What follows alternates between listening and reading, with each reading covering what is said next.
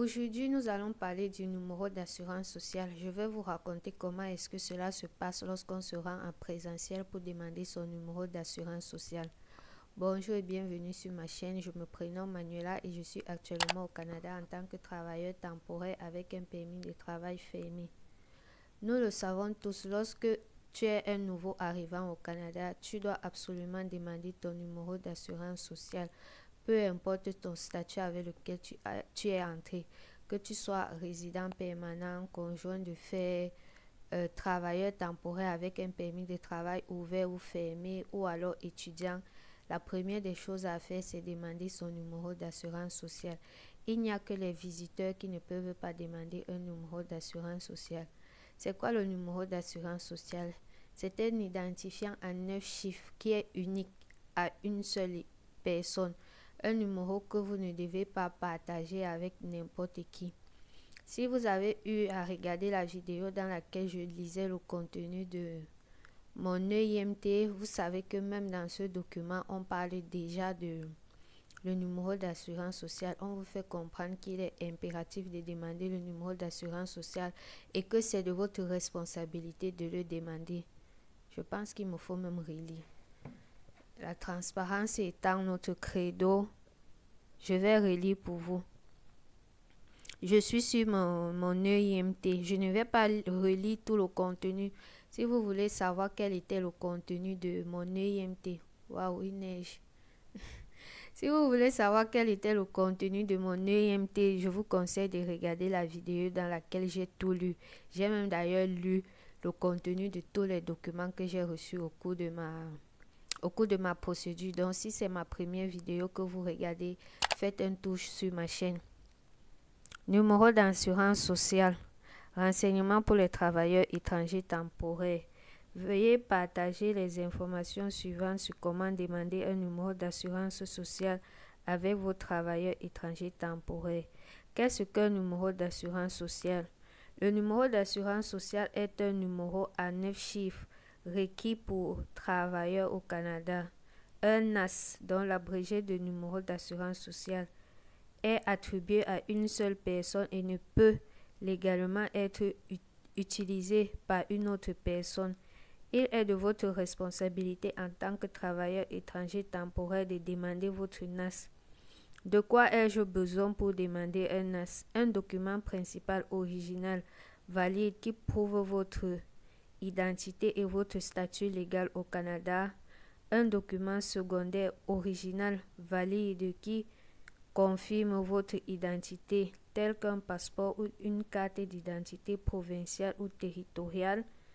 Une preuve d'adresse avec votre nom sur laquelle l'adresse correspond à celle indiquée dans votre demande.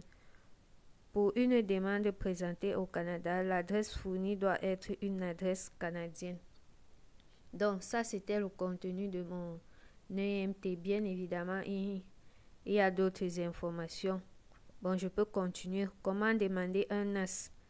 Déposer la demande en ligne est facile. Présenter une demande de NAS en ligne dans un environnement sécurisé et protégé en utilisant le portail ENAS à l'adresse. Ils ont donné l'adresse et télécharger des copies numériques de vos documents. Veuillez consulter la page numéro d'assurance sociale avant de présenter une demande pour vous assurer que tous les documents requis sont prêts avant de commencer la demande. Utilisez la caméra de votre téléphone intelligent et balayez ce code QR afin d'être immédiatement dirigé vers la demande de NAS en ligne. Bon, j'aurais bien voulu vous montrer le QR code, mais j'ai peur qu'une partie de ce document contienne mes informations. Bon, je ne vais pas continuer, sinon ça serait long. Regardez ma vidéo concernant la lecture de mon document. Donc, comme vous avez pu le constater, on fait comprendre qu'il est possible de demander le NAS en ligne. Mais moi, je me suis rendue en présentiel. Donc, je suis arrivée et je pense une semaine après, je suis partie demander mon NAS. Mon ami qui m'a aidé pour ma procédure est venu me chercher et il m'a amené à Service Canada. Le NAS se demande au Service Canada. Donc, je ne pourrais parler de la demande en ligne vu que je n'ai pas fait ma demande en ligne. Je ne parle que de la demande en présentiel. Une fois arrivé, par chance pour moi, il n'y avait pas énormément de personnes. Bien évidemment, les documents que j'avais sur moi, j'avais mon permis de travail et j'avais mon passeport. Donc, dès que nous sommes arrivés, vous arrivez d'abord, il y a un compteur sur lequel vous devez vous présenter, dire pourquoi vous êtes là afin qu'on vous attribue un numéro. Donc, j'ai donc dit à la dame que je venais pour mon numéro d'assurance sociale. Elle m'a demandé si je venais prolonger ou alors c'était ma première demande.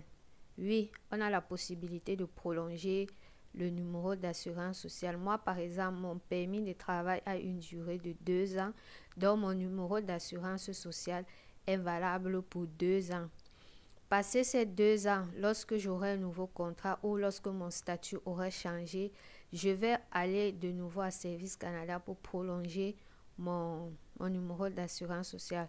Donc, bien évidemment, j'ai répondu à la dame que c'était pour une première demande. Elle m'a donc donné un numéro qui correspondait à mon cas. Nous nous sommes assis et on a attendu qu'on appelle mon numéro. Lorsque mon numéro a été lu, je me suis rendue au compteur indiqué. Bien, c'est une salle également avec, je pense, 9 postes fonctionnels, mais chaque poste a des cas spécifiques qui traitent parce que même la biométrie, pour ceux qui sont au Canada et qui font la biométrie, c'est possible de faire sa biométrie au Service Canada.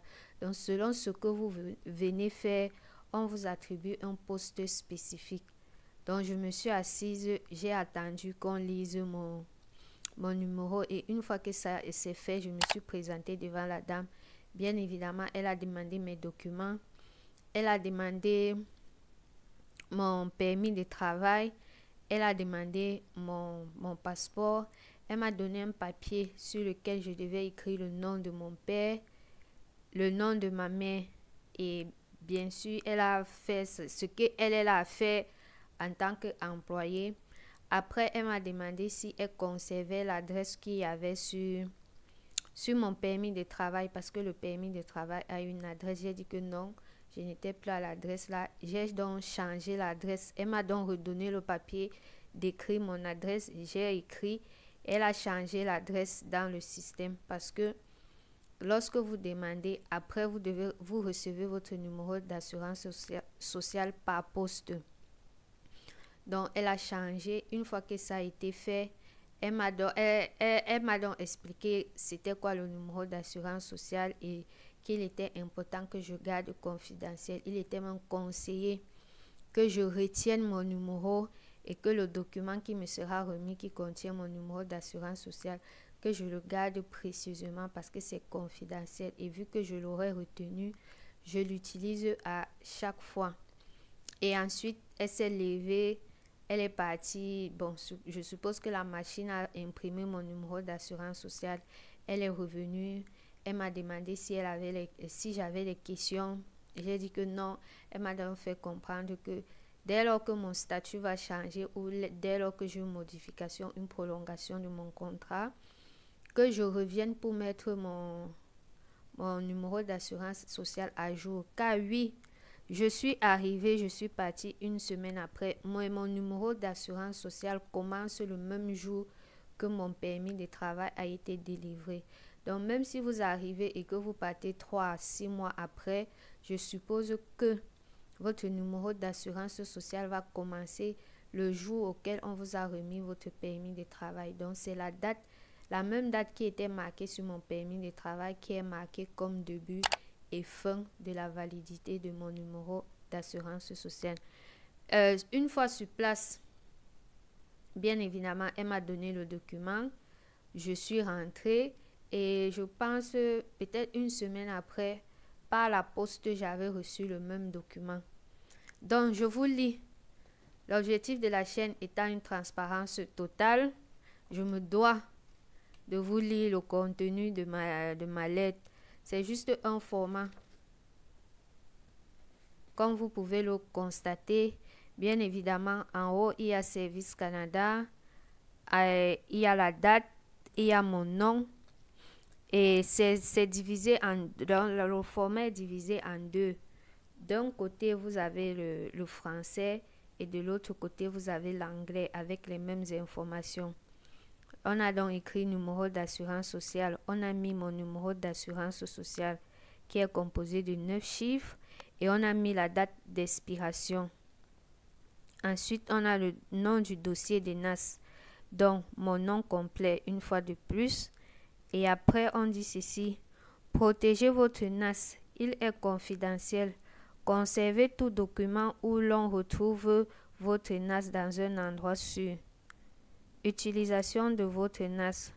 Vous devez fournir votre NAS à votre employeur dans les 3 jours suivant sa réception.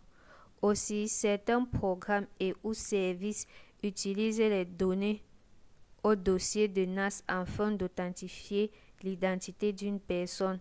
Assurez-vous d'utiliser les noms qui figurent ci-dessus. Si votre NAS débute par le chiffre 9, vous devez présenter à votre employeur une autorisation valide vous permettant de travailler au Canada. Votre dossier de NAS doit être mis à jour afin de refléter la plus récente date d'expiration. Pour plus de renseignements, consultez notre site web www.servicecanada.gc.ca. Donc, voilà tout le contenu de la lettre qu'on vous donne lorsque vous partez demander le numéro d'assurance sociale. Et c'est le même truc. Donc, celui reçu par la poste était identique à celui-ci. Bien évidemment, ce service est gratuit. Vous n'avez rien à payer. C'est totalement gratuit. Je pense avoir fait le tour sur tout ce qui concerne le numéro d'assurance sociale. Dans la prochaine vidéo, je vais vous parler soit de ma demande pour le compte bancaire ou alors de ma RAMQ. Ce qui est sûr, je vais vous lire le contenu de tous les documents que j'ai eu à recevoir. Bien évidemment, si vous avez des questions, n'hésitez pas à le mettre en commentaire. Je me ferai un plaisir de vous répondre. Merci d'avoir regardé la vidéo et on se dit à très prochainement pour une autre vidéo.